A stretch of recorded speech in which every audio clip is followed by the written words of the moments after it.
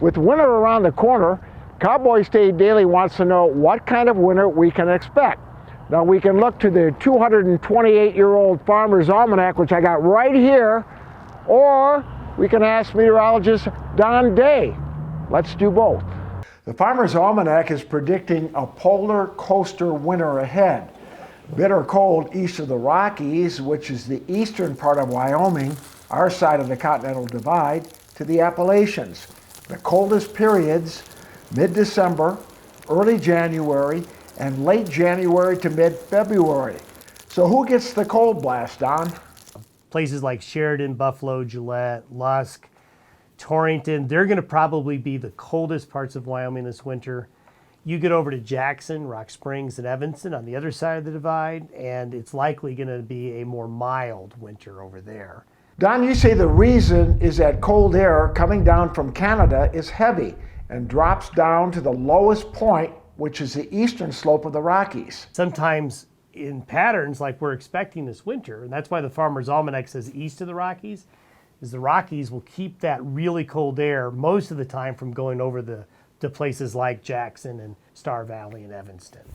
The Almanac is forecasting the snowiest periods in early January, early to mid-February, and early March. Now, Don is not putting his credibility on the line by predicting how much snow we'll get in March. He'll wait till January to make that call. But come on, Don, give us something now. For the first half of winter, in the first half of winter meaning, let's say from the middle of October through early January, I am expecting above normal snowfall, and this is especially true for northeastern and eastern Wyoming. Meanwhile, Don says all of Wyoming has already had above average snowfall. Back to the Farmer's Almanac. Its disciples claim the Almanac's 16 months of weather predictions are 80 to 85% accurate.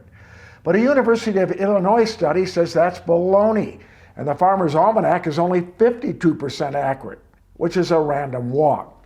Now, Don, you say there are two schools of long-range weather prediction.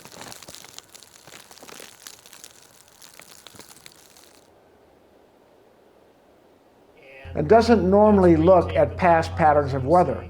You use a mixture of both. And what we have found is that the formula of mixing those two seems to give you the most accurate weather forecast. Because if the Farmer's Almanac is coming out at about 52%, you know what the models come out at? About the same. If you're talking about a 6-month lead time into a forecast. Let me ask you one more thing, Don. What about using instincts to forecast? Weather forecasting is a lot like being a pilot. So you go and you get on an airplane and the captain greets you when you get on board. You like to see a captain with a little what in his hair? A little gray, right? Right, yeah. You know, you don't want a fresh-faced 18-year-old flying a 747, right? All right, Don. Thanks. Robert Jiha, Cowboy State Daily.